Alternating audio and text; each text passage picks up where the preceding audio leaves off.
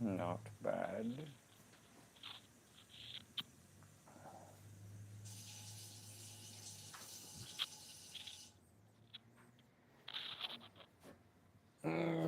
Yes. Good evening, everyone. It is us again for your weekly dose of paint night. Your microphone is over yonder. Okay, as soon as I get things set up, I'll grab it. Yeah. Just in case you didn't hear me last time. Welcome, everyone, to your weekly dose of paint night. We're going to have a jolly old time learning how to do wargaming, or not learning how to do wargaming.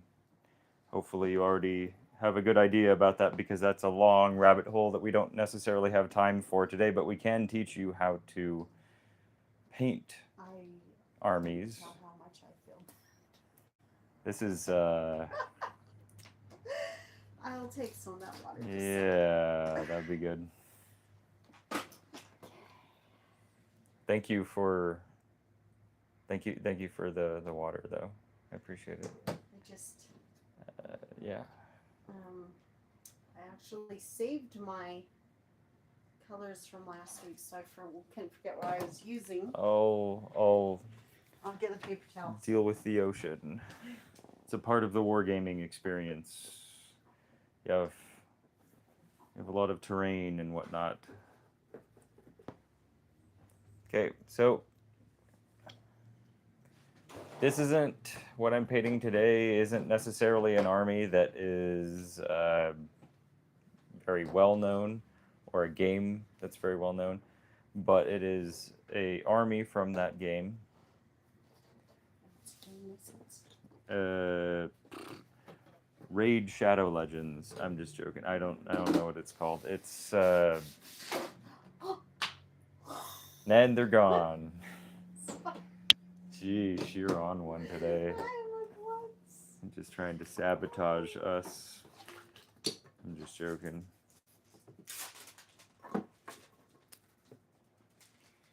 So I'll go ahead and go over all the figures. Kind of give you a bit of a before and after. And then go over some of the techniques that I'm working with today.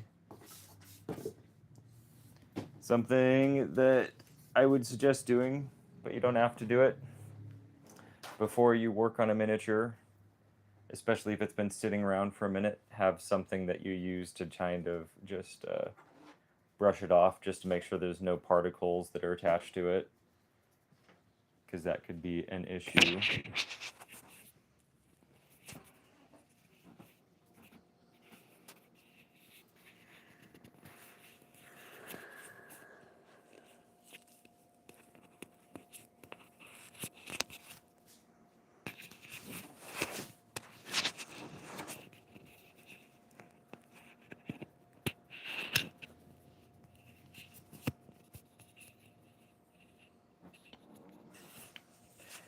The kind of weird rubber plasticky material that these particular miniatures are made out of is kind of funny, because you can have guys that look like this, which are pretty regular.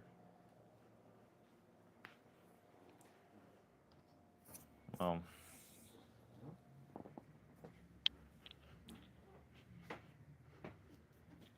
where's the little papers that we got? Oh, the Never white mind. paper. I'll grab it. Yes. These guys.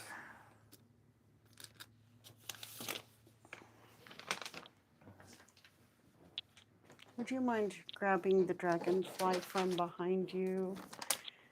It's up above your head, right on the top shelf. Oh, dragonfly. Okay, that makes a lot of sense. So, yeah. All I heard was dragon.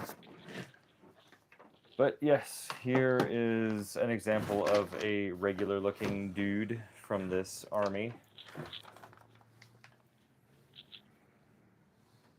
Not too shabby. It kind of started with a little bit little bit of coloration on him just to get him started. And then here's an example of a guy who has a little bit more of like a sad looking spear. Like I was saying, the what this army is made out of is kind of rubbery, and it's funny because you have characters that have swords and spears and stuff that look totally fine, and then others that you know, they're going through a hard time, you know. They're not feeling super confident.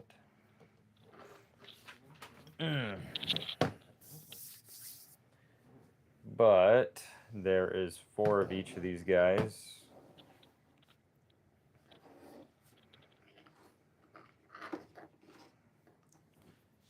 And here's the medium-sized characters, at least from one of, this is just one of the armies. I already painted 2 of the other armies. If you guys want to see those, let us know, and we'll probably post pictures of them on like the Discord or something. And here's the heavy characters. In this particular game, there's always a small, medium, and heavy characters. There's 4 of each for each army, and there's 4 armies in this game. Then, and all of them have that kind of like hexagonal patterned base plate.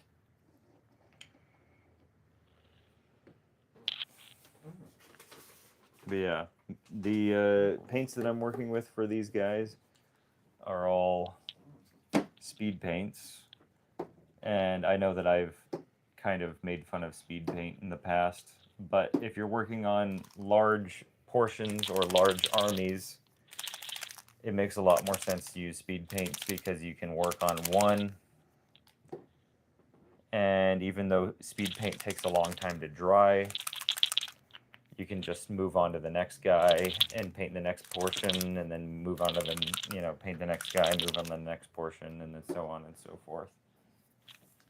So it makes it pretty nice, pretty straightforward.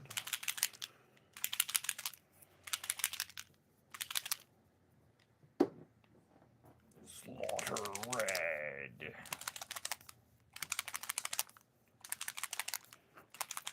As for me, I'm working on the dragonfly I was working on last week.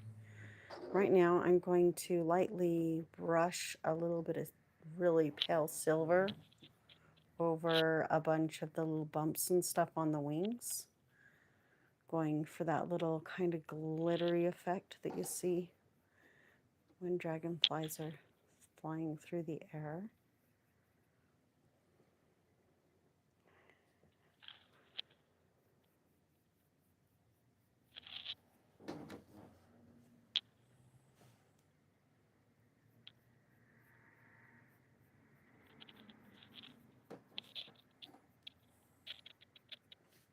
I'm also going to put a little bit along the edges here, so those will be reflective as well, make the wings pop out a little bit more.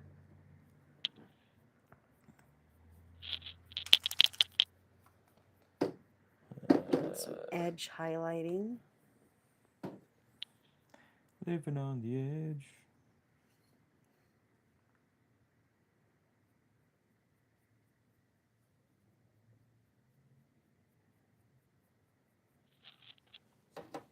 Speaking of which, these characters are pretty edgy because their colors are black and red.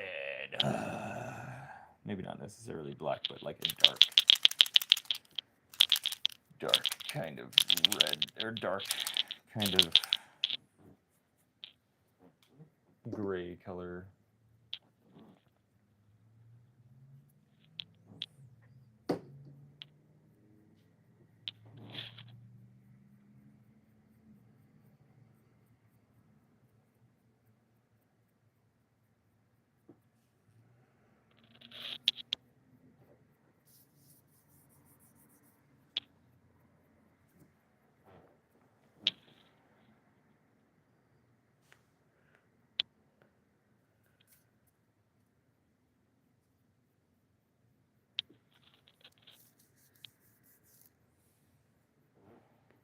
Hope everybody had a wonderful Valentine's Day. Yes.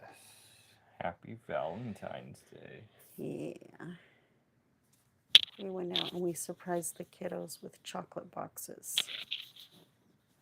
Made sure that they knew that they were our favorite Valentines. It was pretty fun. Didn't have a lot of time to visit or anything, so I ended up working like in quite a bit past the end of my shift, but it's all right. It's all good. Stuff that we need to be done, and we did our best to try to do it, you know? I'm going to add a little bit of glitter on the tops of their little eyes there, too. Man, this thing never goes on right. Is there some kind of like technique to making these things go on correctly or properly or nicely, or so they actually... Never mind. That's nothing to do with painting.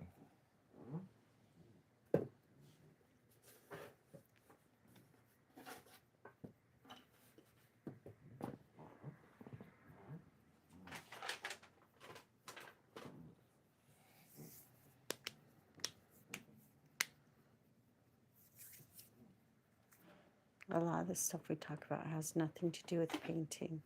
It's still fun. Yeah. People speak in their mind. Putting the thoughts out there. Putting the vibes out there.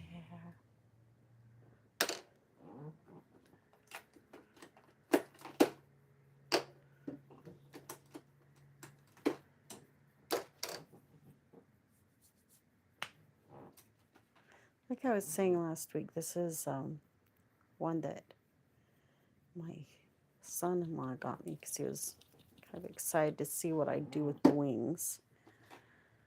So it'll be fun to show him what I've come up with.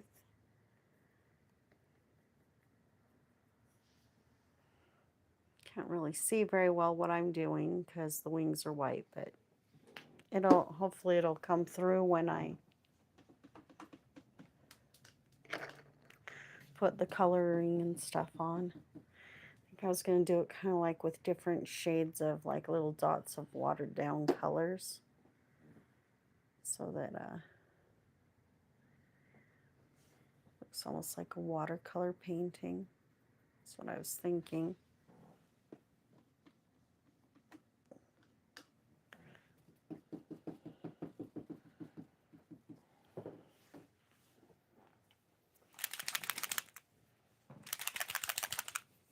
Woo.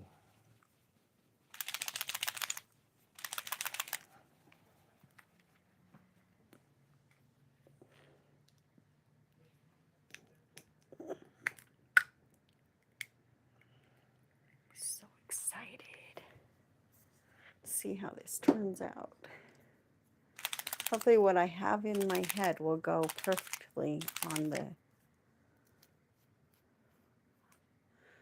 my somewhat little canvas. It is kind of a canvas. Darn it. Okay, I really hate these little things on these. What is it? You know how I always warn everybody not to let this thing come forward right here because it stops the lid from shutting properly? It has decided to somehow come forward, so I can't shut the lid properly. Oh, wonderful. Yeah, I feel like that part of the thing is... I don't understand why they added that to these bottles. Which shows why a lot of times I don't buy these bottles. Yeah, I opt out. There we go. Some color fill fingers out later, but hey, got plenty of stuff, green to work with. Yeah.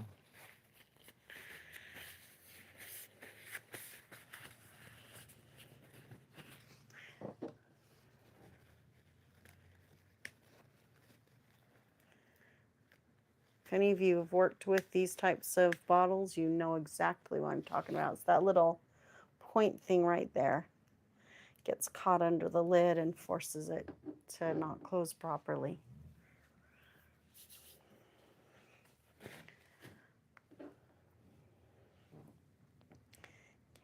So let's start with a little green. A little bit of green here and there on the wings. So I'm just kind of touching in, letting it seep in. Might need more than my little detail brush. I mean, dry brush to do this though. Come on. Don't do this to me. Just work. Is it not plugged in? Someone may have unplugged it for something else. It's not unplugged. It's just slightly off for no reason. Come on.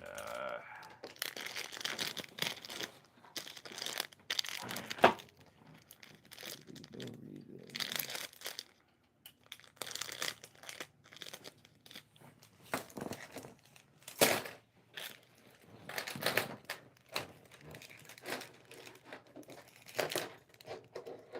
Okay, so I'm going to go for a soft, sort of fluffy bristle this time.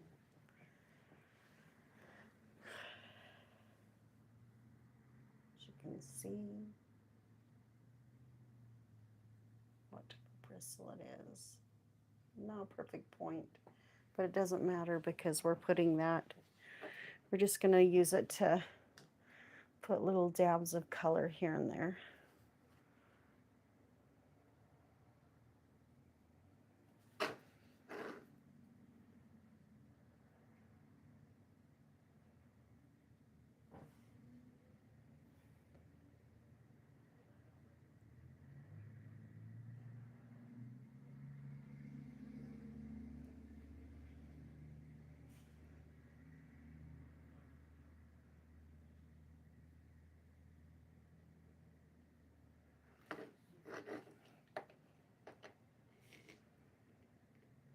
And I like to do the same thing to one side that I do the other, so, or something similar, so it doesn't look all sporadic. It has to have some sort of balance when it comes to wings, in my opinion.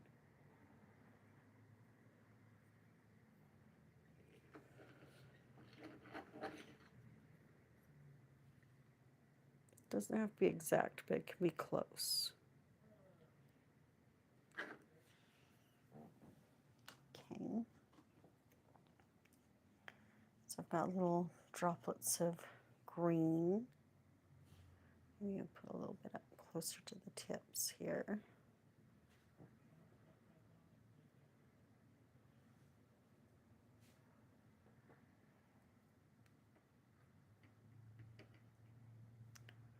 Same thing over here.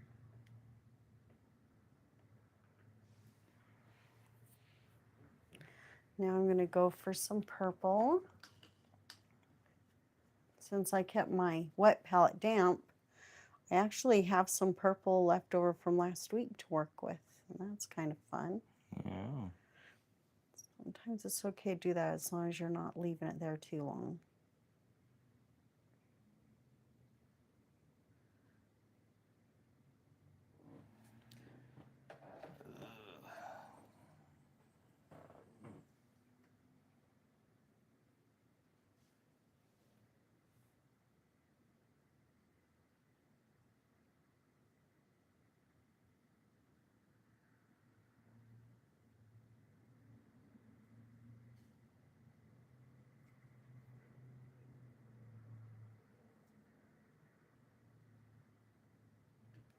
As you can see, I'm just kind of painting the colors on. It's kind of fun.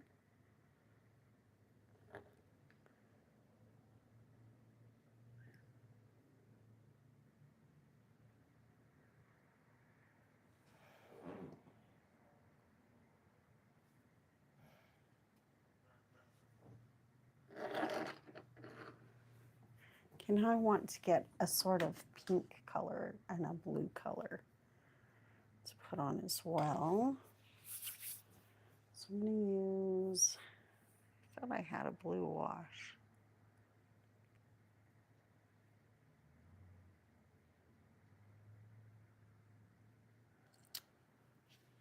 Get this one back.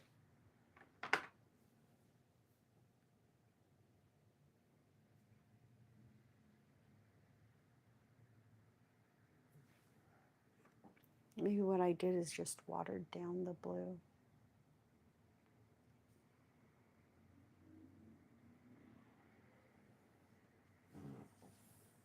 Oh my God, too dark.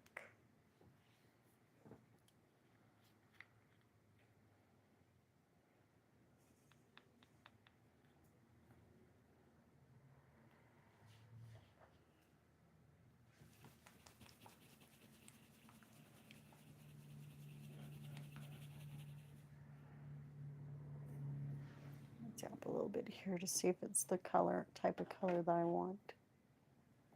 No, that one's a little too purpley.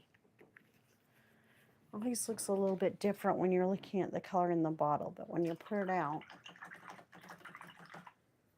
there could be quite a difference, which is really nice.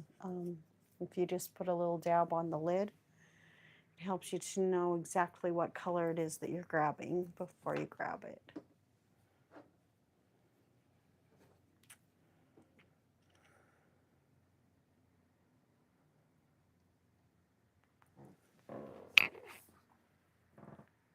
Oh, it is.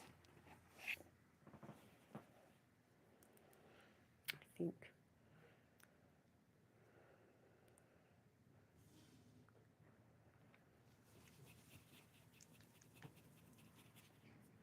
I may have grabbed the wrong one, think it was a wash.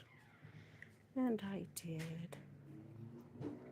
Okay, I'm not going to use that color.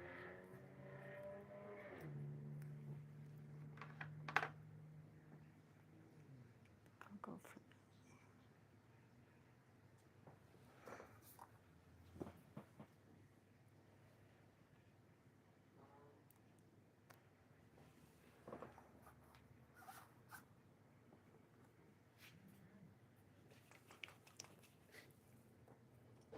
Hello.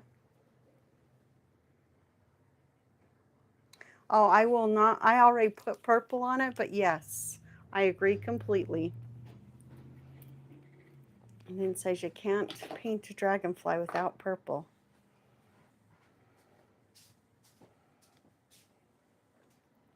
There we go. I've got my blue.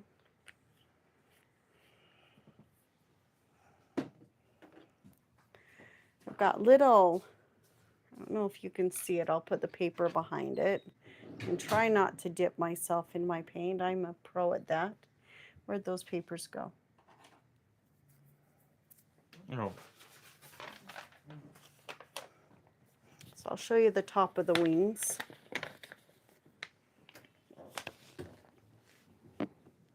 Sorry, I didn't mean to bump the table. It's okay. I You don't see use the the purple table and for stuff there. stability.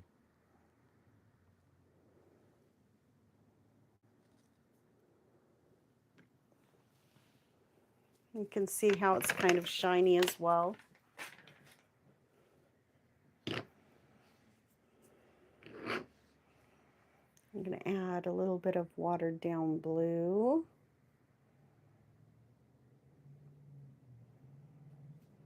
Just dabbing it out and letting it run a little. Because I actually do want to let the paint run with the effect that I'm going this time.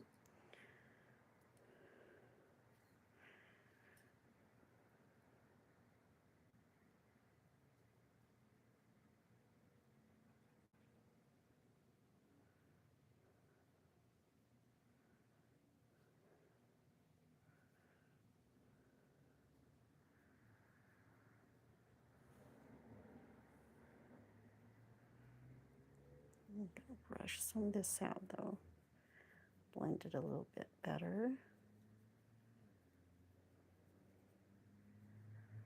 Looks like the blue went on a little more than expected, but that's okay because once those other colors bleed in with it, it's going to be absolutely stunning. I'm going back to that purple and green.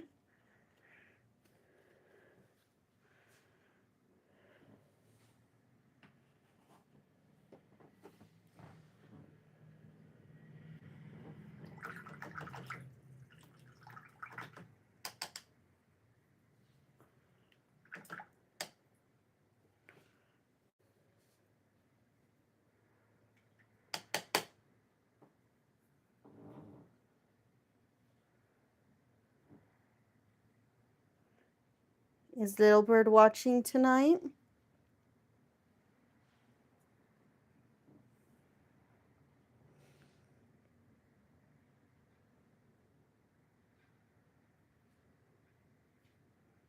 So excited, I guess, see her tomorrow.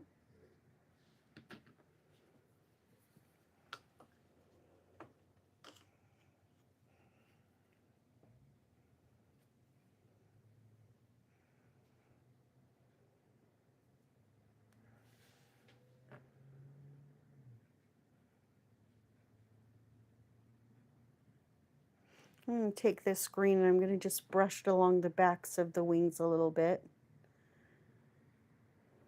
so it blends a little better.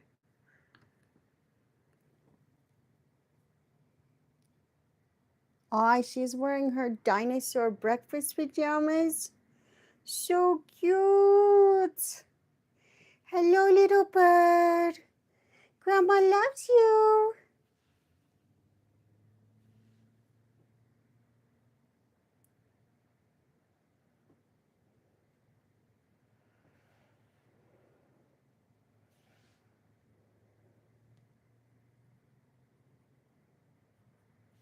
Going to see you tomorrow. We're going to have so much fun. We're going to look at all the fish and all the other animals again. That'll be so much fun, huh? Are you bringing your cat to the vet or something? We're taking him to get shaved tomorrow. Oh. Yeah. Carlos? Yeah. That's fun. Yeah, he'll be a handsome boy, looking like the little tiny fat black lion that he is. Kate, I'm loving how these wings are turning out. I'm going to show you a close-up.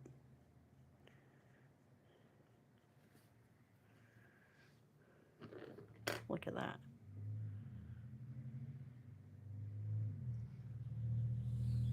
Looking cool. Yeah. So here we go. Here's the close-up. Coming out just as I planned. I'm so proud of me.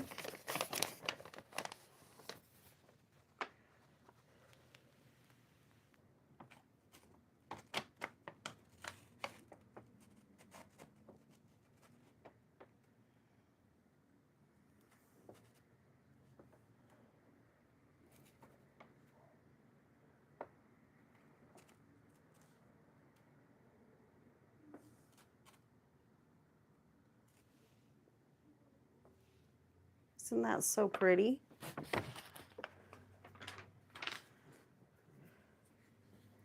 Aw, she's smiling so big. Aw, I love that.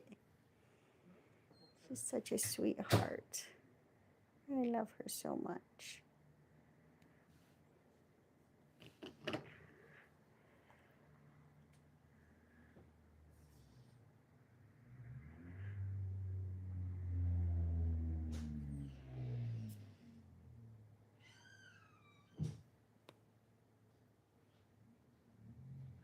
As you can see, I'm doing some more edge highlighting with the silver to give that little bit of extra realisticness or whatever you would, yeah, to it, you know.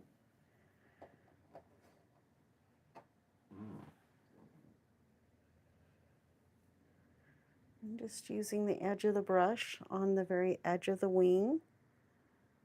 Just the little kind of corner that pokes up. You don't want to put it on very thick because you're only going for like a slight silver sheen.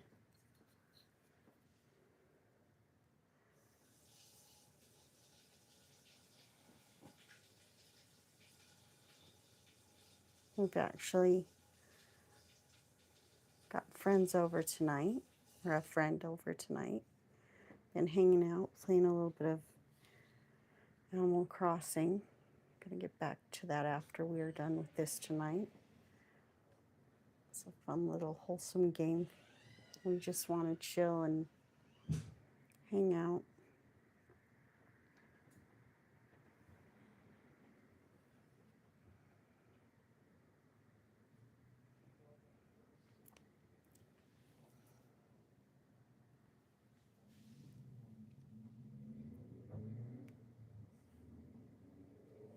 Yeah, that's exactly what I was going for, is the kind of stained glass vibe. I think it really adds to it.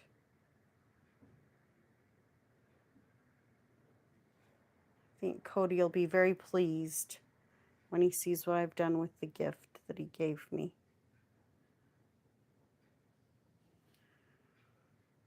But yeah. Okay, so I don't know if you'll be able to see it very well, but you can see the little bit of shine that I'm going for.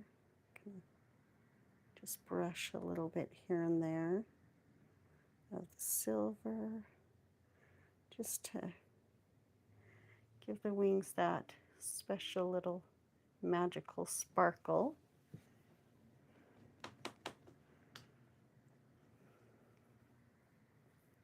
Okay, I'm going to try to show the front of the wings. I don't know how well it'll work with the white background, but I will try.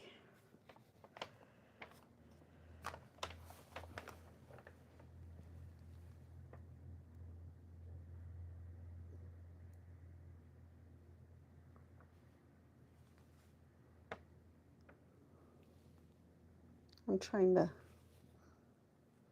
dang it, come,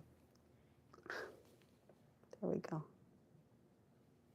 Dang it, I'm trying to cover my face and it keeps picking up my face. But as you can see, there's that little bit of a shine on the fronts of the wings. Wrong way.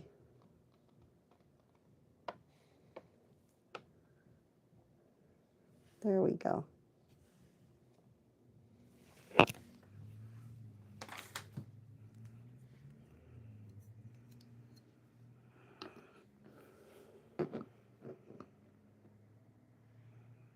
Now I need to decide what color I want to do the eyes, which I think I might do them green. But do you have any suggestions? I could go with a yellow, a sort of watered down yellow, so it doesn't take away from the shading. Green. Turquoise-ish color. Turquoise might be nice. For what? Its eyes. I would do like pearlescent or iridescent colors, personally. Well, it's going to be metallic because the sparkle, because I made it sparkly. Mm-hmm.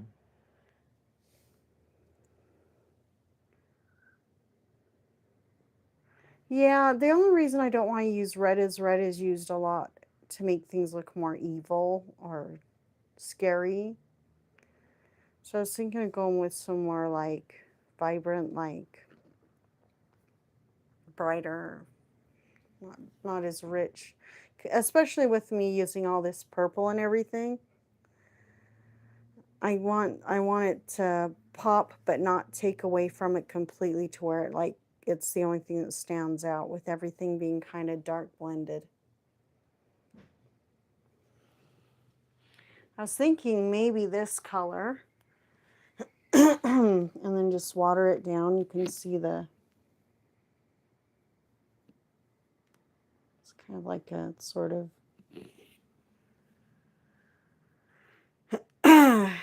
so actually no, this is the one I was thinking. I grabbed the wrong one.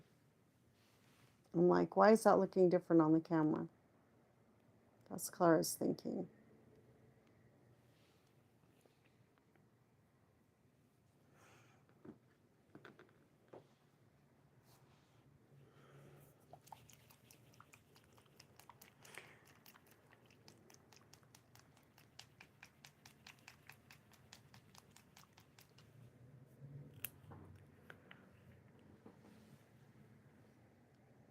I'll try this, and if it doesn't stand out very nicely, then I'll go for something more like red. Nice thing is, you can always paint over it if you don't like how it turns out.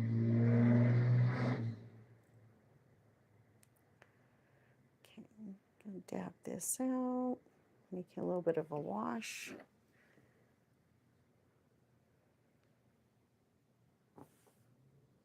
What I could do is I could dry brush this on over the white because it doesn't look like it's really wanting to stand out against the white. So maybe I'll go a little thicker.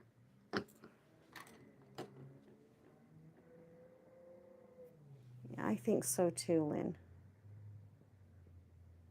So I'm going to go ahead, dab this out, tap it out on my hand so I can make sure that it's the consistency I want. And go over it.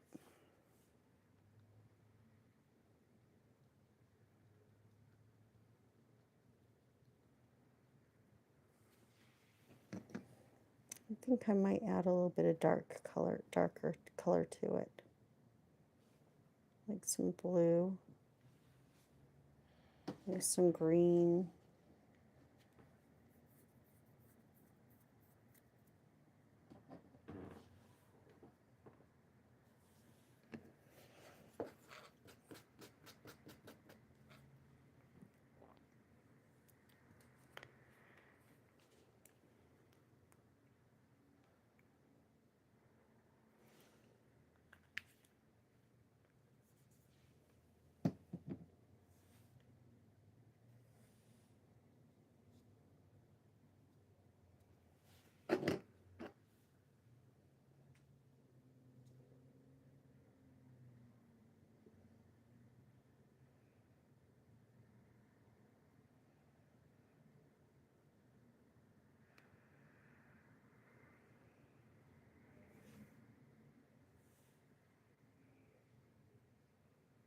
It's actually turning out pretty nice.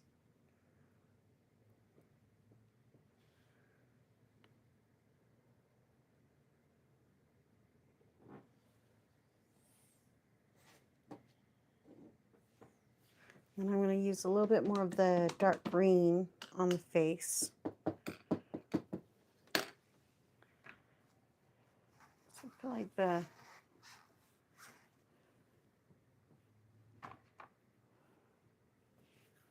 think we're going to go for this one.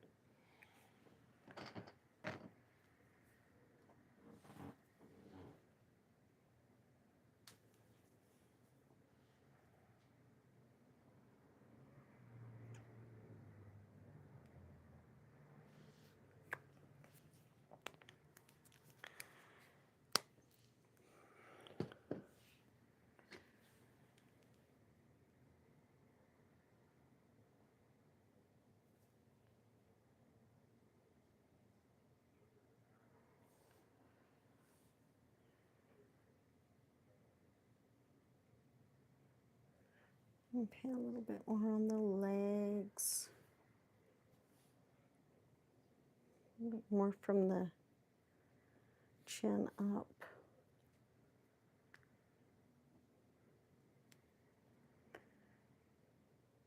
Probably starting next month, I wanted to let you guys know that I've been talking to my brother, and he's been really missing paint night, and a lot of my friends have been missing paint nights that we used to do at Geek together. So probably starting in March, we're going to start doing one session once a month with some of our old crew at my brother's house if we can get it all to line up.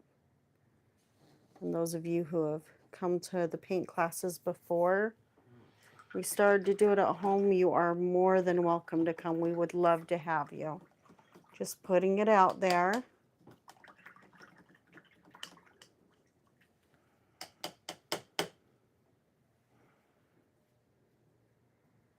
So if it's something you want to do, start figuring out which mini you want to use, what you want to paint at that time. We were considering doing a live stream. We're gonna see how that goes, you know, just so that we could get some of the old class back together for a little bit, once a month.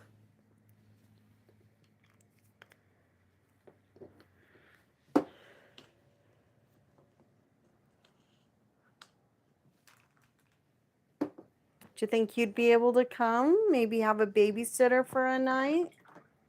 Like a nice little sweet husband?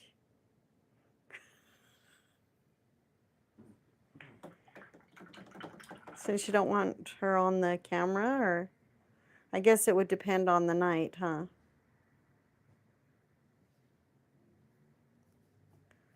Okay, I think that actually was a really good choice in color.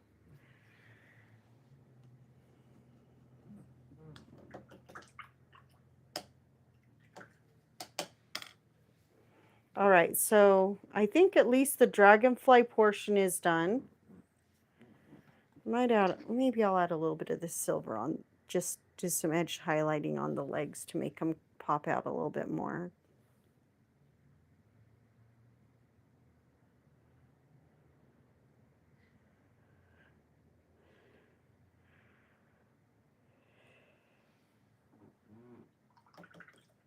But yeah, when we get more details on the date and everything, we'll let you guys know, those of you that would like to join.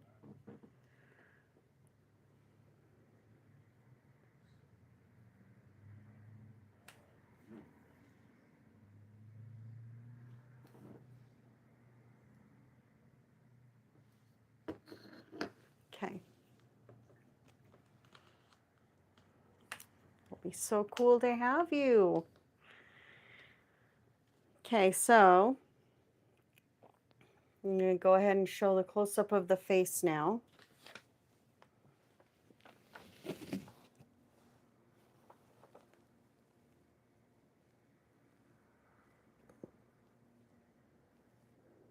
Come on up. What do you think?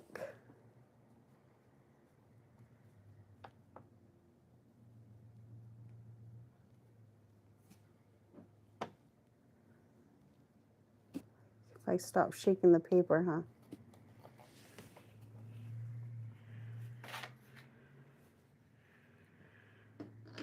And now all I need to worry about is the base. I've been debating whether or not I should paint this transparent part here with some little streaks of silver as it's coming up off the ground, or if I should just leave it transparent.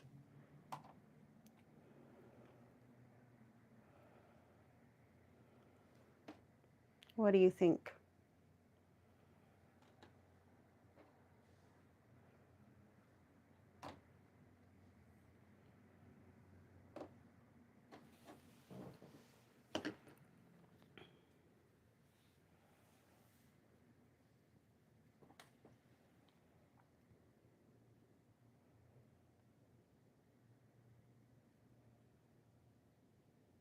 Okay, now to put that little bit of shine onto the eyes to give it that metallic glow again. There we go.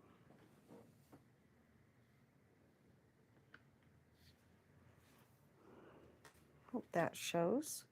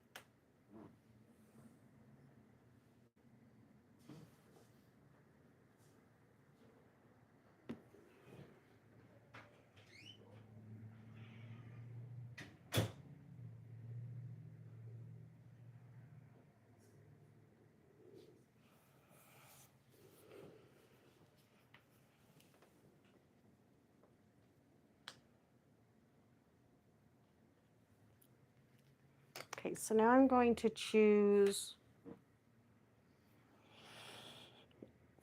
debating if I want to do like some sort of like more green underneath, or if I want to do more gray and then like some dark shading and lighter highlighting so it looks more like rock that it's coming off of, because it does look kind of like rock. And I don't want anything to take away from the dragonfly too much. What do you think, Atla? Should I have him coming off rock or plantation colors?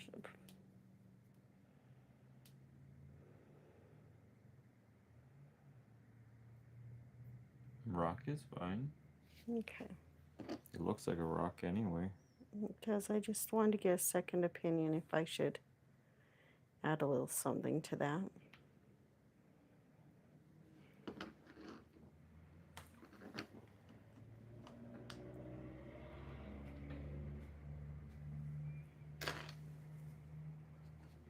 Okay, so I'm going to go for more of a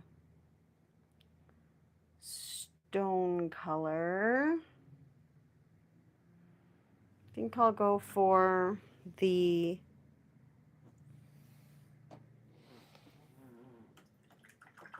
Gug Umber. I don't know what Gug is, but that's what I'm going to do.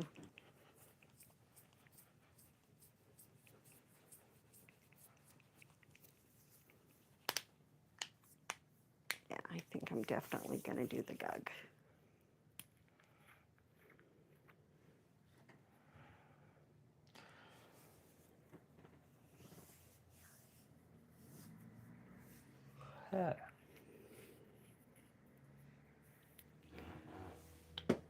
How's your side coming along? Pretty good. I just forgot to get one of my contrast colors.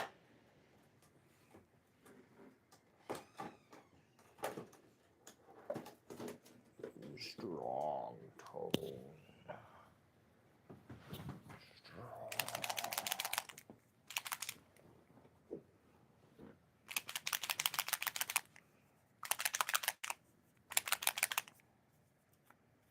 Okay, so I'm just using a flat brush so I can get along the edge of the transparent base, just so that I don't get too much. I can try not to get any paint to go up on that and take away from what it's trying to portray as the air below.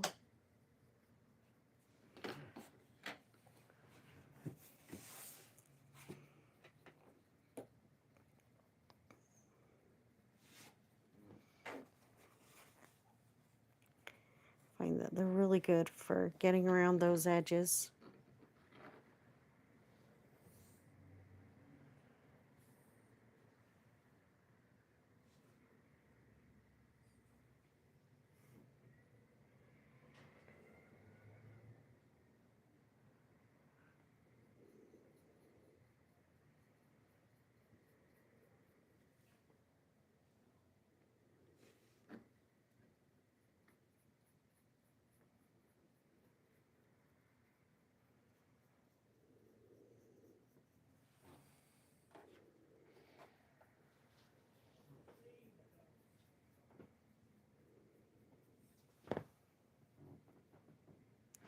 And if you have like little divots and stuff that you want to fill in, kind of helps to do a little circular motion, kind of rub those colors into the surface.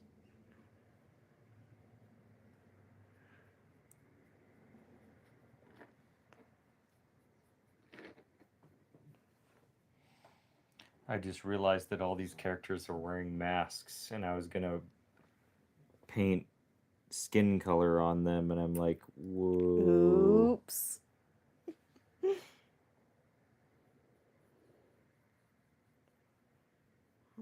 Right. Yeah, I'm just about done with mine for the night.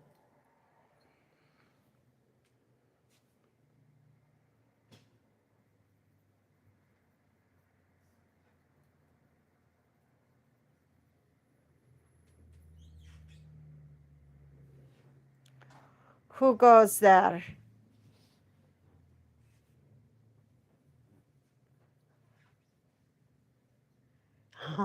Dish up. Have some food. I was trying to be quiet, I'm sorry. No, it's okay. We don't mind. We have people talk all the time. Is it just soup? Is it soup, Atla? Or is it more of a stew? Yeah, it's a stew. Yeah. Just black beans, stew and... No, it's actually pork, onions, bell pepper, and berries. What kind of berries? Strawberry, blueberry, raspberry, and blackberry. Interesting. Yeah. I'll give it a try. He always does really interesting combinations. But they usually turn out pretty nice. Yeah. I'm thinking this is turning out really nice. I'm wondering if I even need to put any shading on it because it looks like it's shading itself. What's your opinion there?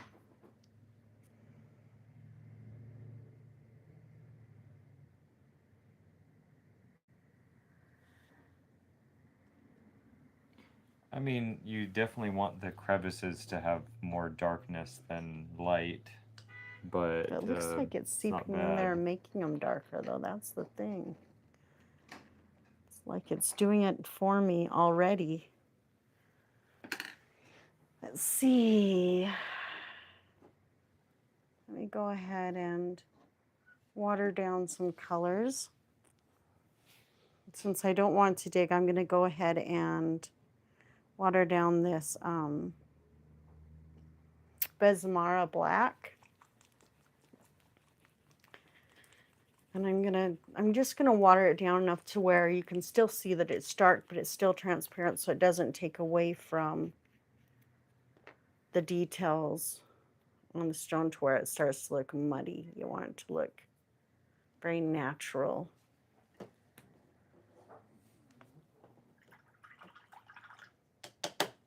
Looks like it's already doing it for me. I put way too much liquid on my thing today, but it's okay because it works. Because I'm doing a lot of wash type techniques with colors that aren't really washes. Which there's nothing wrong with doing that. I just need to make it a little bit thinner. As you can see, it's kind of thick still. I don't know. I'll scoot this over here more so you can see what I'm doing. But yeah.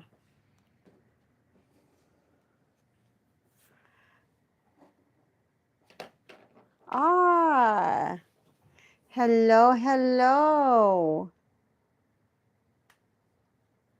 I'm glad you're here.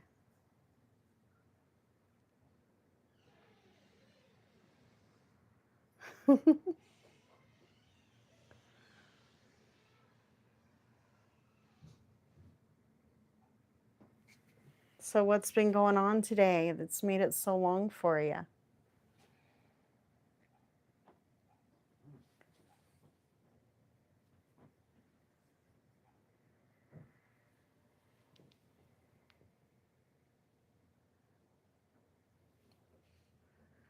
Oh, there we go.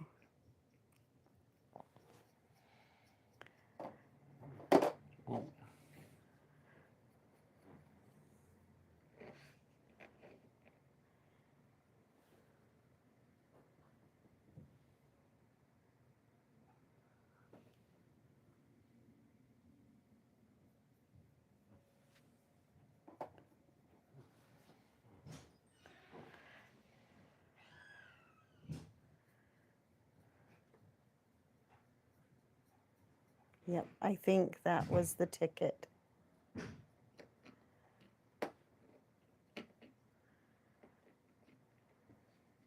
All right, so now we've got the depth in the crevices and the cracks. I think this is done. I'll go ahead and show you guys a close-up.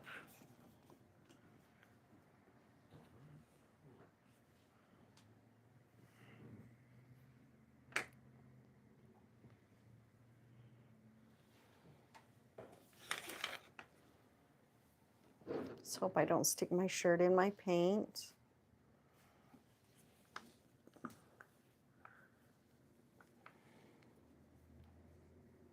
Get down on the table maybe. No, now it's too low. Dang it. It's just hard to tell.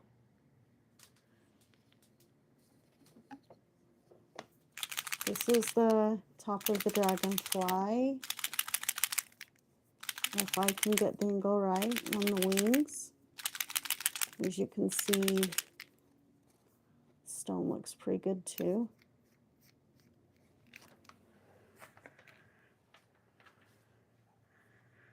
And it is done.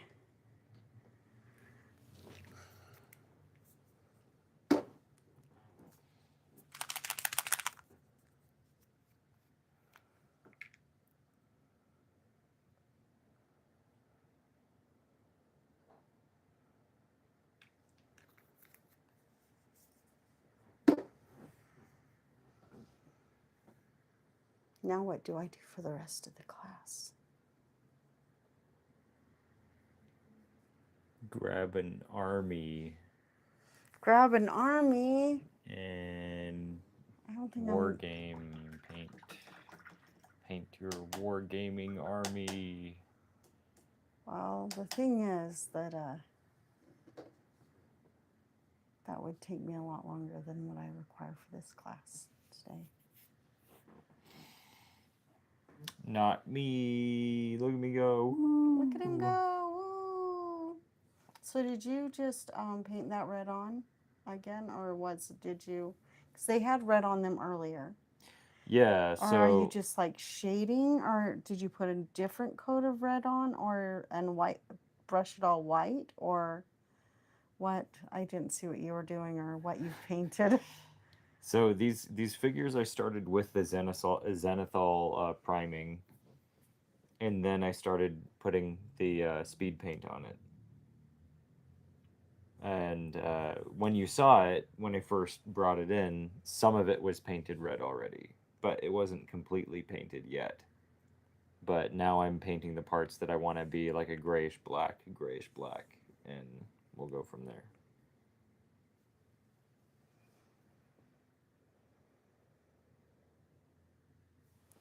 Put this closer. Show it off. Okay, too close.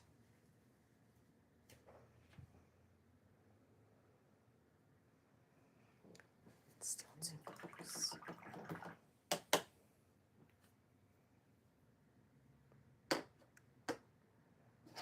Yay, I'm so proud of me. I'm done. Now I get to just look at you, watch you awkwardly. No, you're fine. If you have any questions that you want to like bring up to the class or anything, or if there's anything that you want to highlight about what you did or anything, then go over it. Okay, so I kind of went over everything over the last week and this week of what I was doing. What I did was I did the zenithal high. I painted the main body of the dragonfly black. Then I did zenithal highlighting. And I was talking to you guys about how washes can be really helpful to do all the shading for you. And I painted the greens and the blues over the white and let it fade into the black part. And then I added like a little bit of shine here and there to make everything, all those little tiny details pop out a little bit more. And today I started with, for those that are late, sorry, just giving you crap. I went over the wings with this little And it's gone. brush. Just barely put a little bit of silver on there. I did a kind of dry brush from a slightly watered down silver, because you didn't want it to actually look silver. You just want it to sparkle. And then I went over it with the watered down colors that I wanted to give the wash effect, which gave it kind of this really cool watercolor stained glass effect that you're seeing here.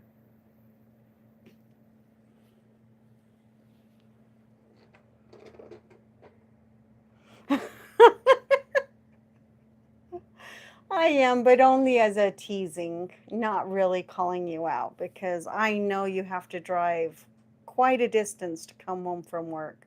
And anytime people show up late, it's really not a big deal. If you want to hang out, you hang out. If you don't, you don't. It's cool.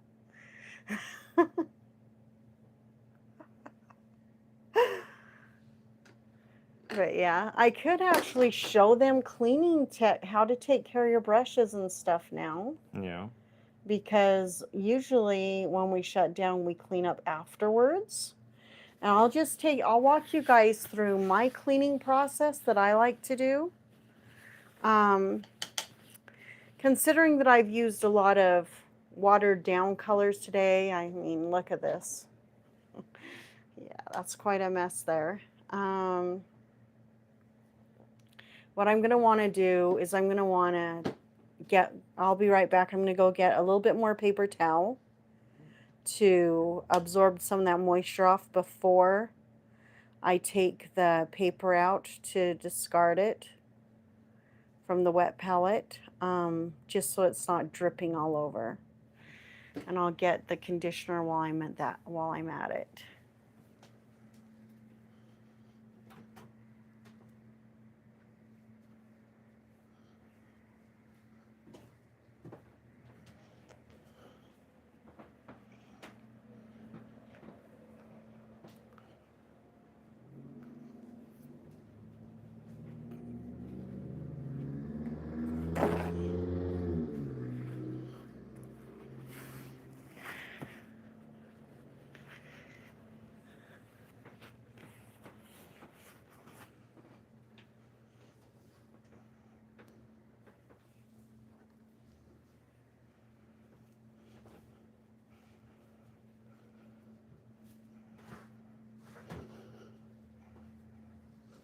All right, so I've got this paper towel here that I am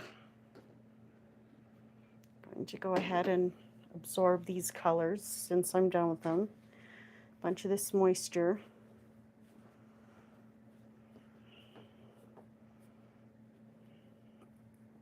Move on to the next section, absorb that.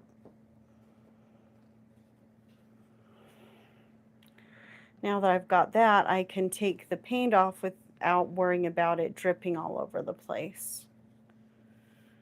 I did bleed a little bit into my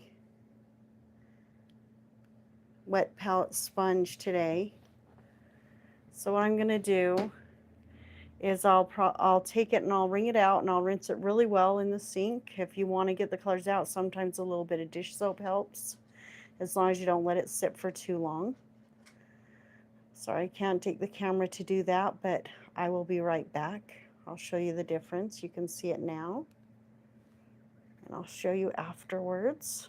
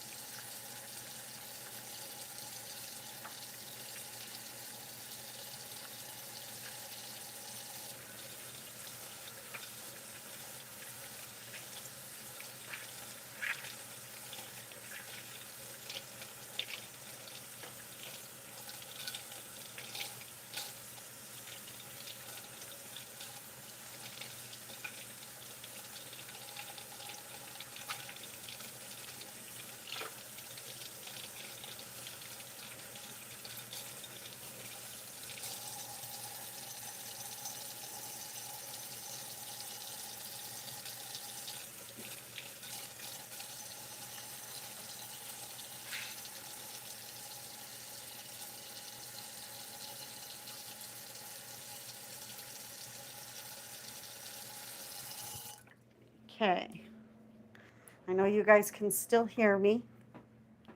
You can hear the water running.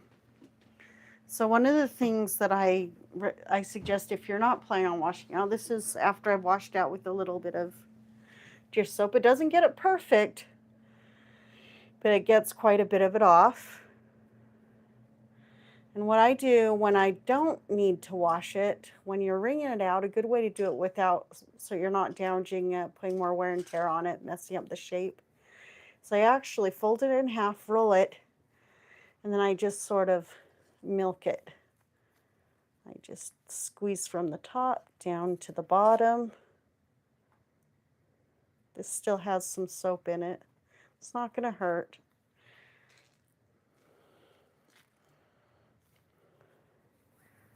But, so I've wrung it out. You want to get it as dry as you possibly can before you put it away so you don't get mildew and stuff growing in it when you're not using it. Now I'm just using what's remaining of this paper towel to just wipe this out so you're not drying the sponge and then dipping it back in water. Kind of messy, but it's fun. I mean, wet palettes, art supplies aren't meant to be neat and tidy all the time. And then, as for if, I don't know, I know that those that are watching actually know how to use brush conditioner, but I'm going to go ahead and show anybody that might watch this at a later date. You want to make sure that you're getting all of the moisture, all of the paint out. I like to kind of gently squeeze it out, see if I get any color on my fingers. Once it seems clean, you take the brush conditioner. We're using the brush cleaner and preserver by B&J special original B&J specially, it just says specially prepared. Anyway, this is what the little container looks like. This is our favorite brand for cleaning, doing work, cleaning and conditioning our brushes. The really nice thing, if you don't have something like this, you can use some dish soap and just wash it, rinse it off really good, run soap through it, and then leave a little bit of soap on the tip and then let it dry, and that helps preserve the bristles a little bit better. But if you have a really nice brush, we don't Yeah, but if you have a really that. nice brush, we don't recommend doing that. But if you can't afford it, if it's what you've got, it's what you've got, okay? So as you can see, I made sure to get the conditioner on every side, and then I shaped it the way I want it and set it aside. And then I used this one. So I'm going to do the same thing with this one. Make sure there's no color in it. Look at my hand. No color in it. Just rubbing those bristles in there really nicely. Since it's one we use as a dry brush, it doesn't hurt to put a little bit on the front end too. So it keeps its shape. It also makes it so that if you do miss a little bit of paint and you don't realize it, it's not going to absorb into the bristles. It'll come right out the next time you use it. As long as it's not old paint that you let sit there. So I'm going to go ahead and tap this a little bit more. That little bit of moisture helps pick up that cleaning conditioner. Nice and flat. I did that one already, and then I used this one. I don't worry about it too much when it comes to these brushes that we just cut the tip off just for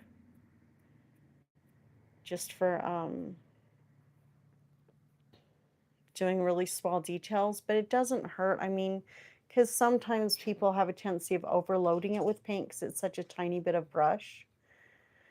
It still helps, but I've just gotten used to the how much to put on there so it's not caked and getting into those little bristles.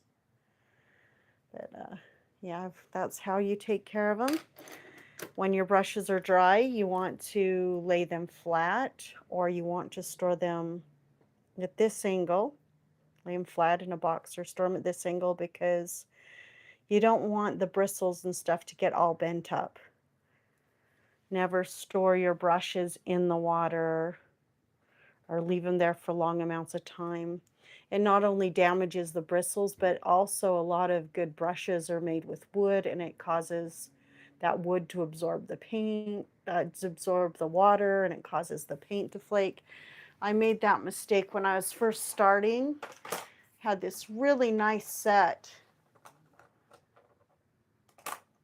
and just one time of just forgetting about it and leaving it. Look at this difference.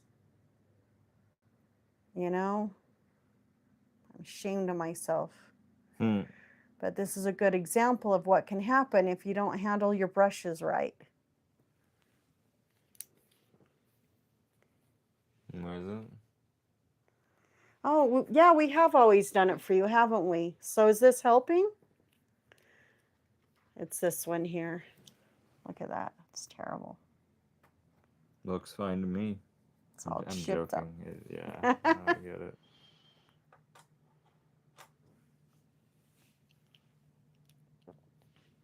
But yeah, that's how you clean and condition your brushes. And are there any questions today that any of you have? Do I have blue under my nose, or is that the lighting? Listen up.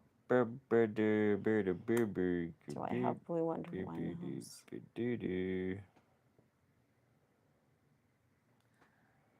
Or is that lighting? Like the shadow looks I don't blue. see any blue. Okay, all right.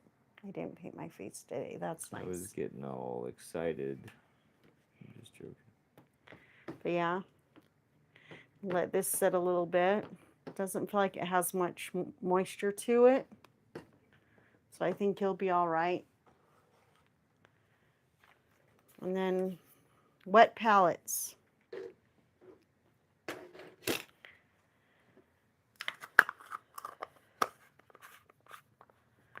The things you need when you act for a homemade makeshift or a actual wet palette. Sponge.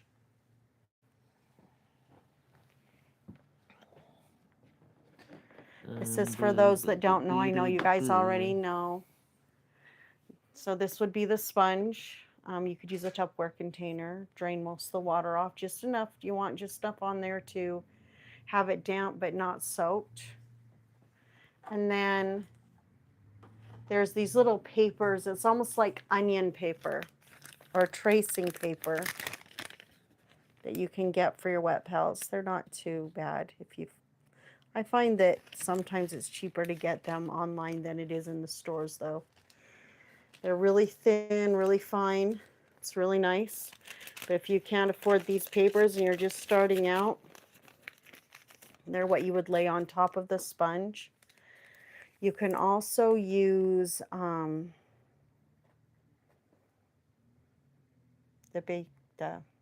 paper. Parchment paper? Yes, the parchment paper that you use for baking and stuff, but you want to get the paper that doesn't have wax. If you end up needing to use that. And basically you put the paper on here, you spray that on the damp sponge, you spray it with a mister just so it's slightly damp, and it helps preserve your paint for longer so you're not going through as much. which is why you see us using these wet pellets and these papers. It's just, these paints are expensive. It helps them last.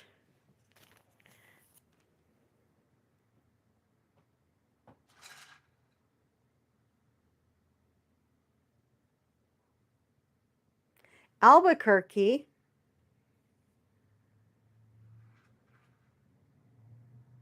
And that's understandable. We don't, I'll just come when you can. There's a week you can't come, just like you understood when there was a couple weeks where we were sick. And you just can't come. And there's nothing wrong with that. We'll just get you the next time, so don't worry.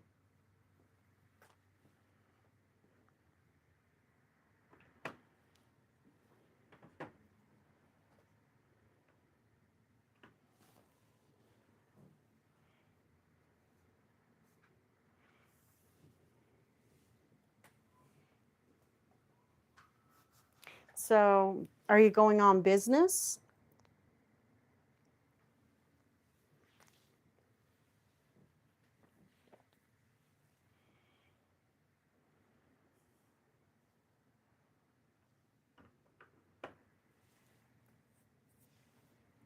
Or is it like a family trip?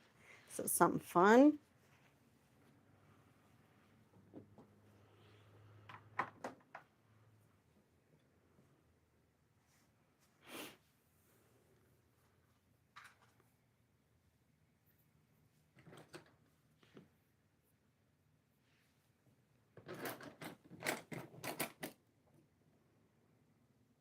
Oh, cool. What are you doing out there to help out?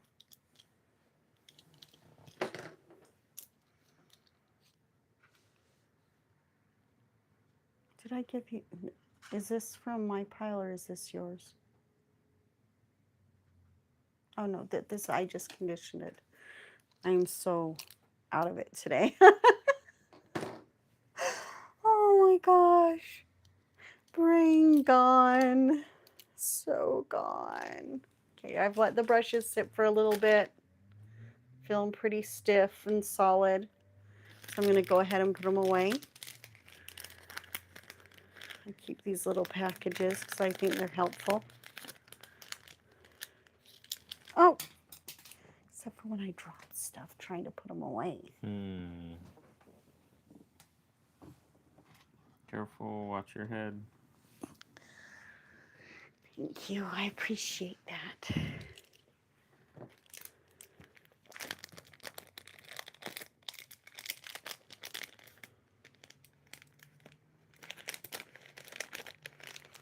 So what type of project are you helping with? It'll be fun to travel. Are you flying? Or are you going to be driving? Because driving's not as much fun. At least for me. I like road trips.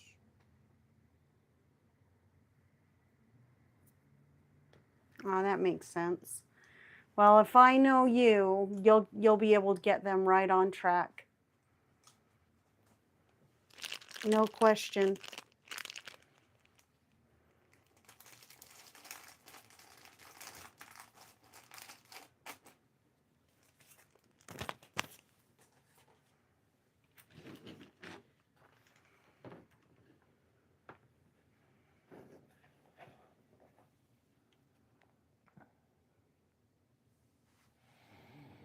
Nice. I don't think they could send a better person than you. You got this.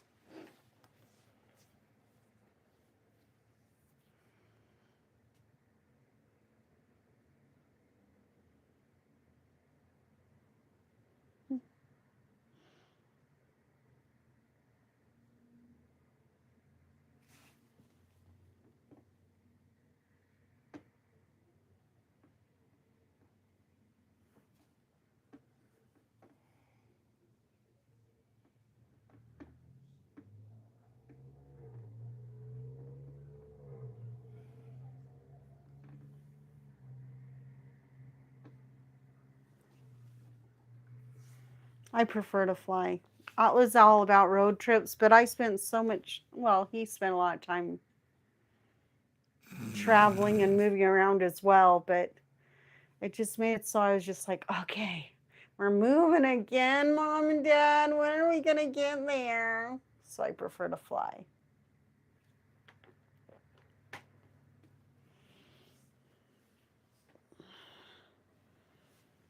That looks really nice. I think it turned out really good.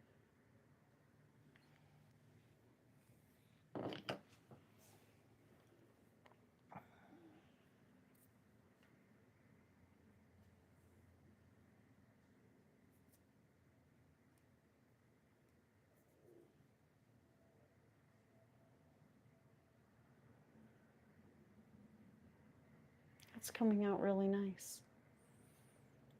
I mean, it's speed painting, so it's not necessarily supposed to come out really nice initially, but when everything is done, yeah, sure. So tell them the difference. What do you Why mean? is it called speed painting? Why? So speed painting is usually reserved for large numbers of miniatures that you need to paint in a particular like time. So if you have the time, then you can go ahead and take your time when it comes to painting your army.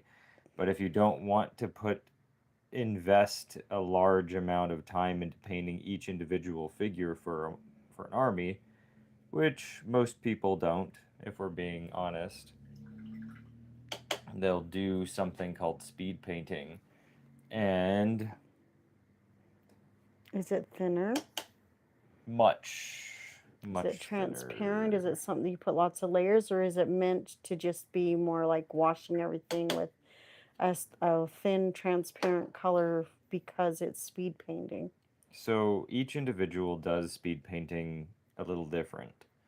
Me personally, I do speed painting in a way where I create the contrast first and foremost, and then after creating the contrast, then I do the painting.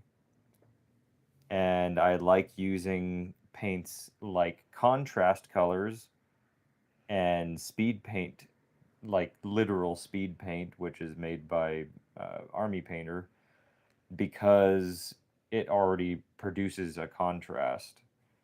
What that means is that when you put the paint down in if you put down paint on a miniature, and let's say your miniature has a pretty decent amount of Details. yeah, it has nice nooks and crannies, as all good miniatures should. If you put down very watery paint, let's say, for instance, we're working with red. Red's a good example. So if you put down red like this on something with a lot of crevices, then what will end up happening is that the watery paint will penetrate into the crevices, making the crevices look red, like fire engine red or whatever, which doesn't look correct. It looks wrong. It looks off because the crevices are supposed to be darker. That's just how light works. So if you're using contrast colors or speed paint, basically what it does, like in this case, it has different example, like on the bottle, it even shows you kind of like examples of what it would look like in crevices. So you can kind of see it. Yeah, you can see that. Yeah. And you can kind of see it with these characters that I've painted as well. So, for instance, this guy is a good example. So I've used two different speed paints on this guy. I've used red and a kind of grayish black. And you can tell that this, I didn't really do anything to the contrast besides from setting it up to begin with, meaning that when I first painted this guy, I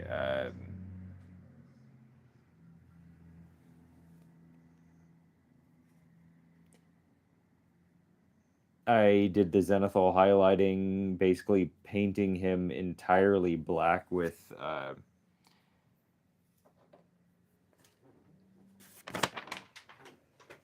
primer, and then went over the top with a white primer.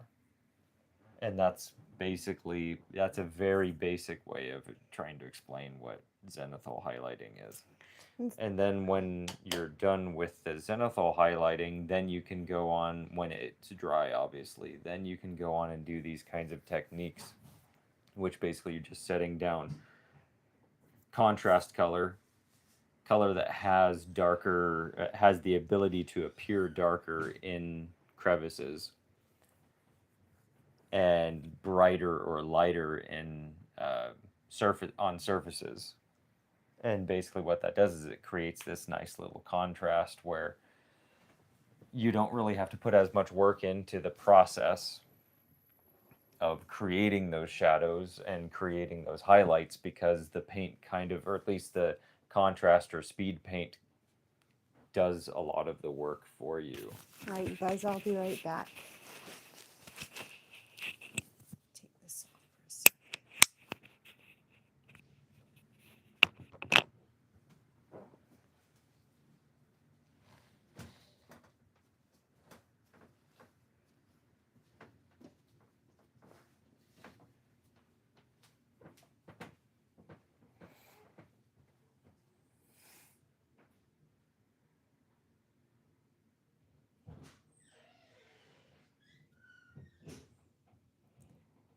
I'm just showcasing this particular technique with speed painting, or with speed paints specifically, but some of my best work wasn't necessarily just using speed paint. Some of my best work was using contrast paints, like a lot of people are really used to hearing about Nuln oil, and Nuln oil, or Nuln oil, is considered a kind of contrast paint because it's very watery, it's very thin, it's very fine, it just seeps down into the crevices of whatever you're working on, and fills in all of that fills in all of the contours. And people that are there's a misconception where people that are not very good, or are noobs, as they say, in painting, use Nuln oil because or contrast colors, because it basically does a lot of the work for them. And I'm going to tell you a secret right now, even pros do that, especially when it comes to making large numbers of figures or painting large numbers of figures.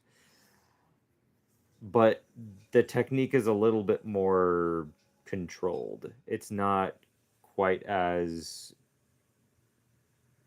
gung-ho, Wild West about it. They don't just put it on anywhere willy-nilly. It's a bit more methodical, a bit more thought out.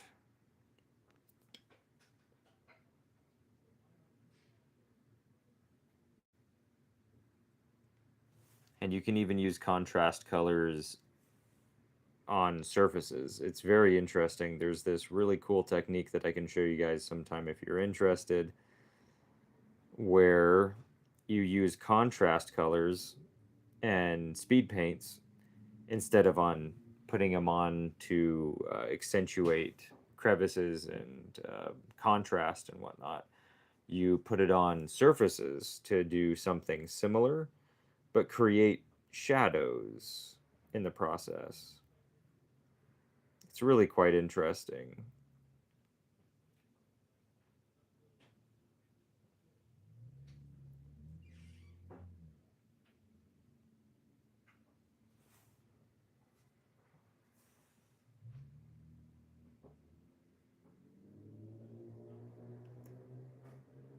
I know some people that like using that particular technique when it comes to working with or trying to produce the effect of non-metallic metals, which is an effect that you see a lot of pros try to do, and a lot of them succeed doing it. I think that some of my favorites, some of my favorite painters, miniature painters out there like to do that, and they like to do non-metallic metals. But some of my favorite painters out there like to do. I don't really know if there's a name for the technique. Let's just call it non-metallic metals, where you are using metallic colors, but you're using them to create a contrast, just like you would with any other type of color. Very fascinating, and adds an extra layer of depth and richness to your project. That's something else that I can showcase on here too if you're interested.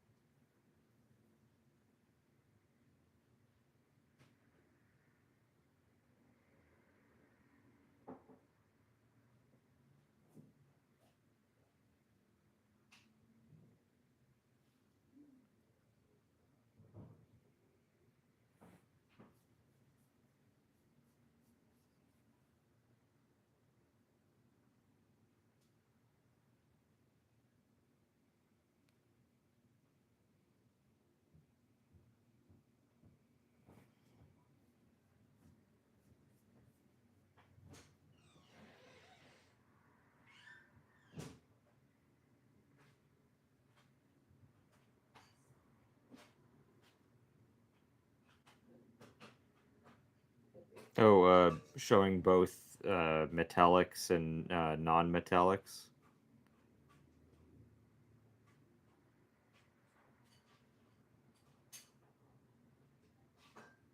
That would be pretty interesting if that's what you're getting at.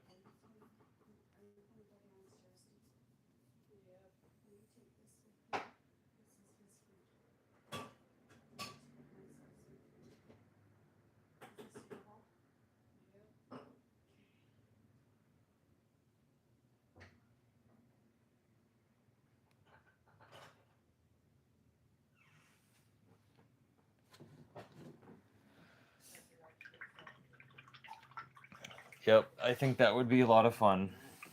Maybe we should do that sometime. Bust out the the airbrush and go to town with some metallics and non-metallics.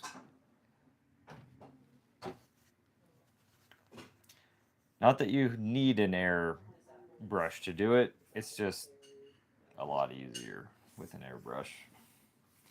But if you'd prefer, I can showcase what it's like or how to do it without using an airbrush. Just using like dry brushing. And that could work.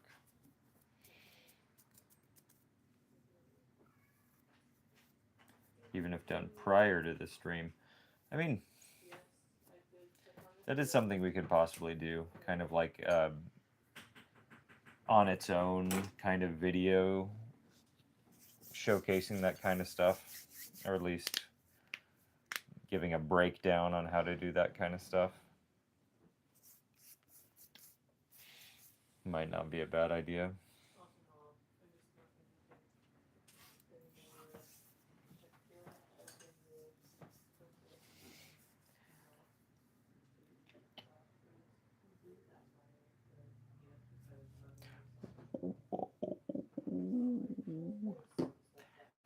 Can hear the cat in the background, maybe. It's like, oh, whoa, woe is me.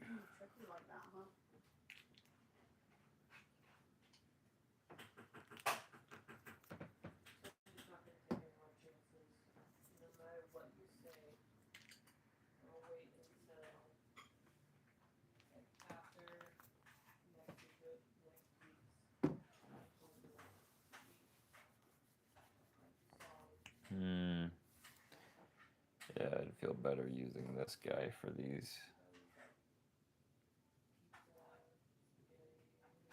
I was using the thicker brush before for the larger things, but with this guy's, I think the smaller one might serve me better.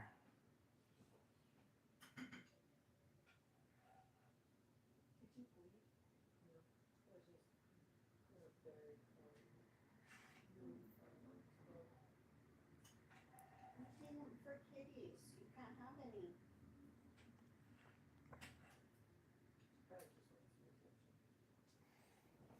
Always while I'm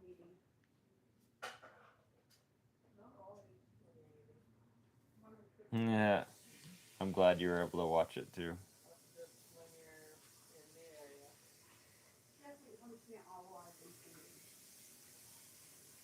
There's a lot of techniques being showcased today.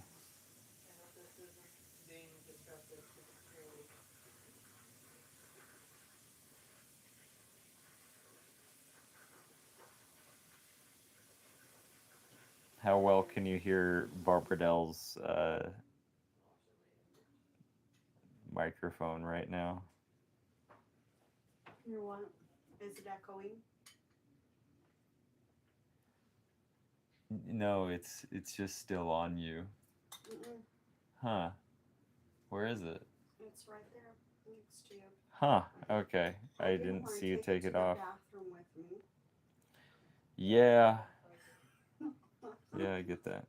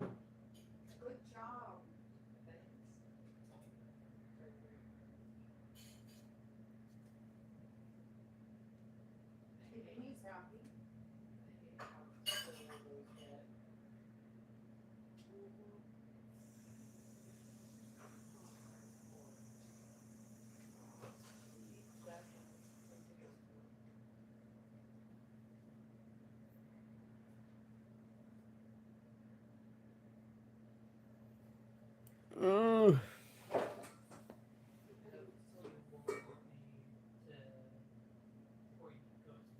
Oh, it's probably for the best. It's just talking about dinner and stuff.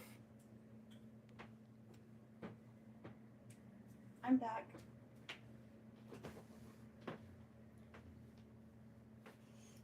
Haven't eaten much today. I had to eat really quick before the food was gone. Is there any left? Nope. Oh. I'm just kidding. Yeah, there is. I was about to say I made a lot, so that'd be very surprising. Brayden's really enjoying the meat and the fruity flavor. It's cool. I'm guys liking it.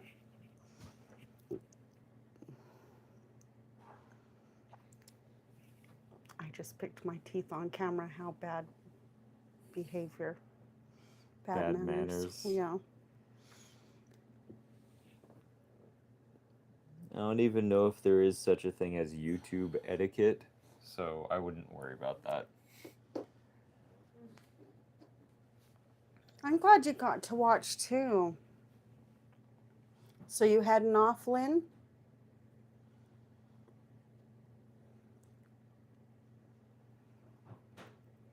What type of meat did you use?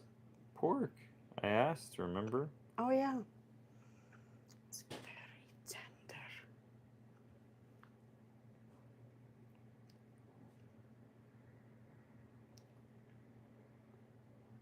That's how you cook with pork without it being dry. Mm-hmm.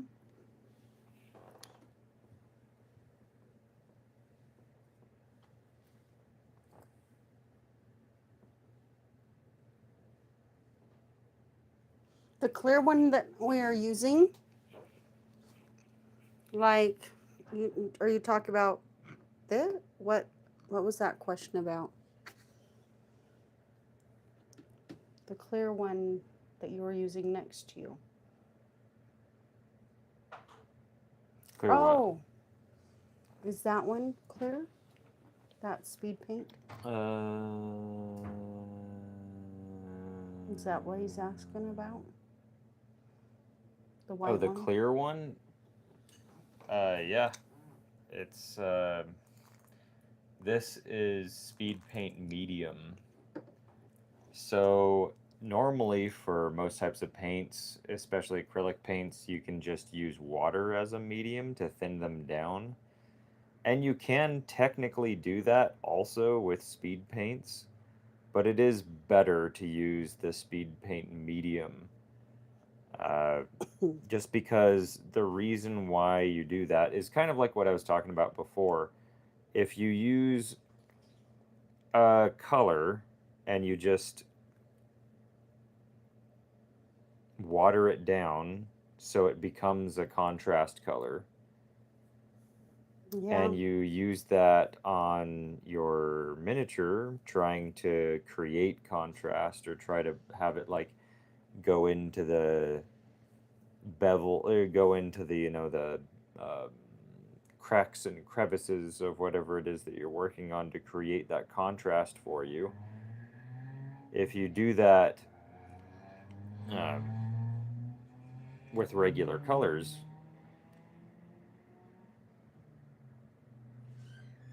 and with just water as your medium, then chances are the color on the inside that you want to be darker is just going to be the same shade, and it just will be a little disappointing. But with contrast or with speed paint medium, it basically like helps accentuate that the ability of the speed paint to create contrast like that, if that makes any sense. It makes it so the colors mix well enough where you're not getting brighter shades on the insides and darker shades on the outside. Though you could still get decent performance without it. I just prefer to use the contrast medium. And as for you, Lynn, thank you for joining us. I hope you enjoy your dinner.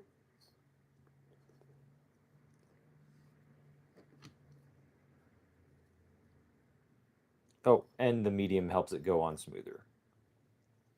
Yeah, that's pretty much it.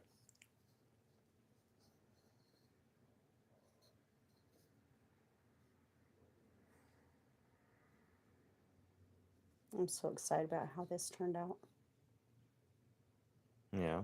I really like it. I'm glad that they got me a dragonfly. Me too. Those wings are absolutely stunning. Not to toot my own horn.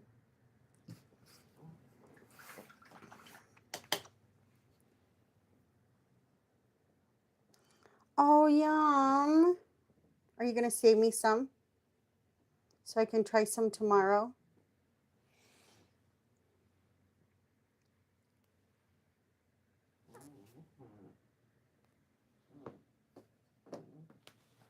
I mean, unless it's not corn, then I can't eat it.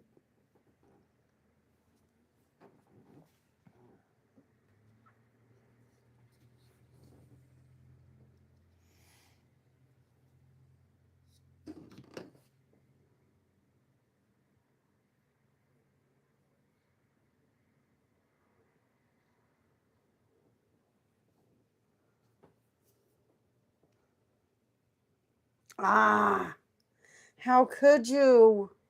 How could you?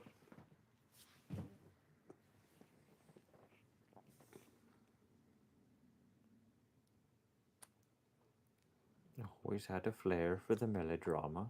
Yes, yes. It's a little fun. Slightly, kind of, like a lot. Kind of like a lot.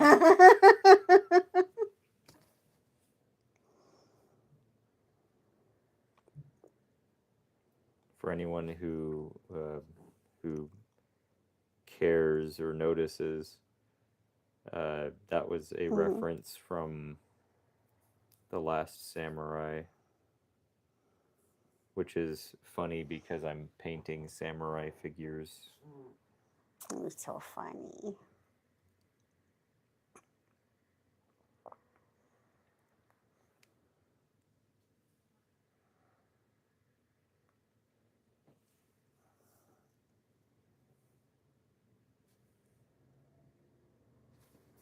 Yeah, I've cut all of the grain out of my diet, like wheat and rice.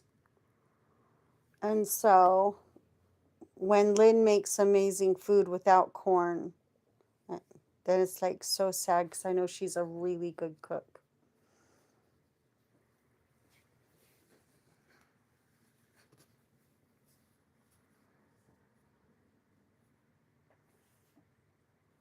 It's okay. I'll just nibble on Ren instead. There you go. Yeah. Her laughter is addictive.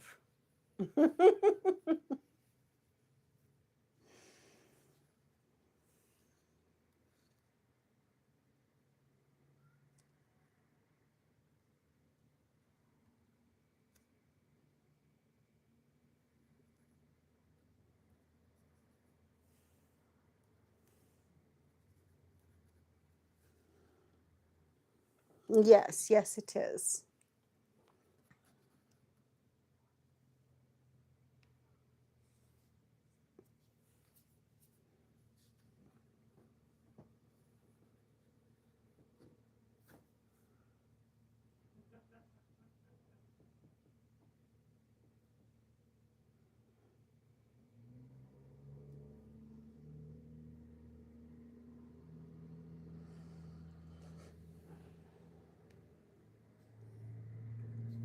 I need to take a picture of this and send it to Cody.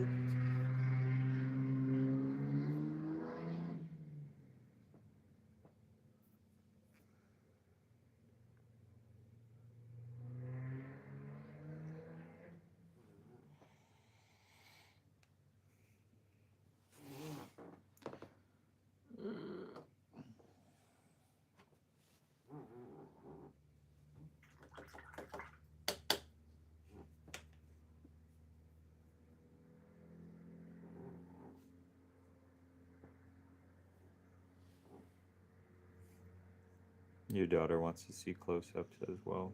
Okay, I will send them to you.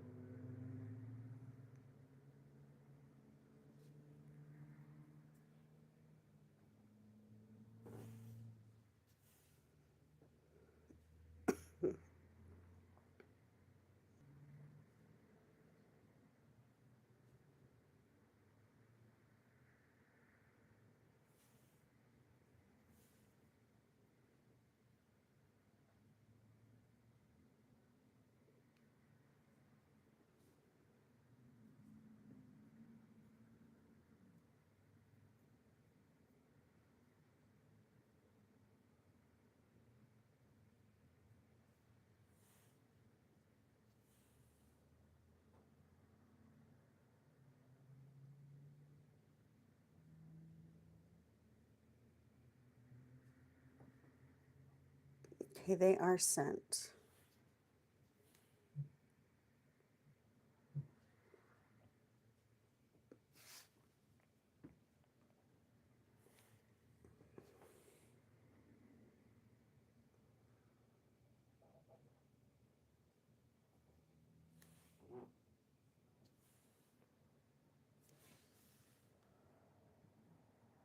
Okay, I will.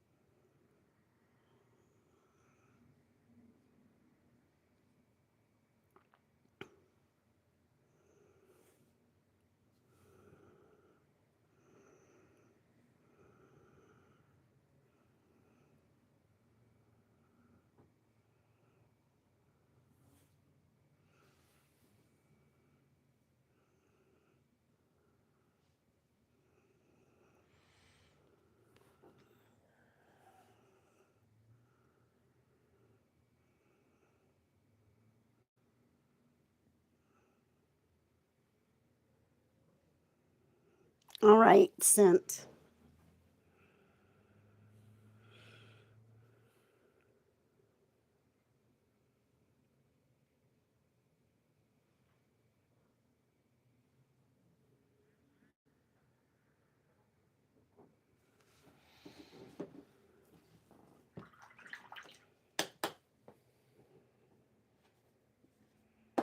All right, so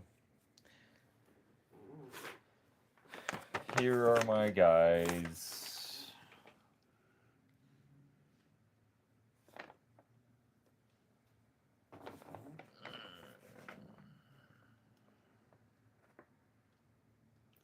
They're not done yet, but this is just me putting on some speed paint, basically.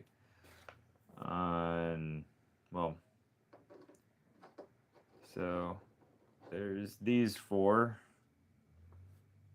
the regular dudes. And then there's the big guy.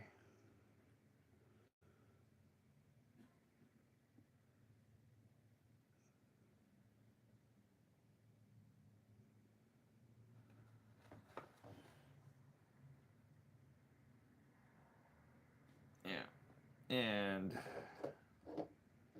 there's four of them. Lynn says it looks like a dragonfly on a cookie. And then there's the medium dudes. Yeah.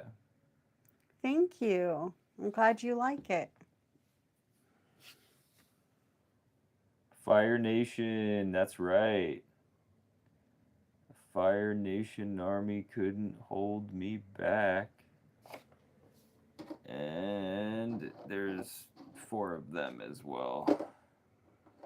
And that's what I was painting today. Right, Just putting on that red and that kind of charcoal black color. And like, That looks awesome. probably do something else for the metal as well, metallic parts. But next week I'm going to be finishing off this army by adding a highlight color, probably yellow. That might work. Orange. I just don't want it to be too red. I don't want it to be like pink or coral color. I just want it to be something that separates it. So probably like a yellow or something like that. Yeah. And then I'll be fixing up all of the paint because one thing that happens a lot with speed paint is that it kind of bleeds into parts and stuff, so I'll be fixing those as well. And yeah, then it'll be pretty much, then they'll be done next week. All right. Well, thanks for joining us, you guys. I hope you have a beautiful night, and we'll see you next week.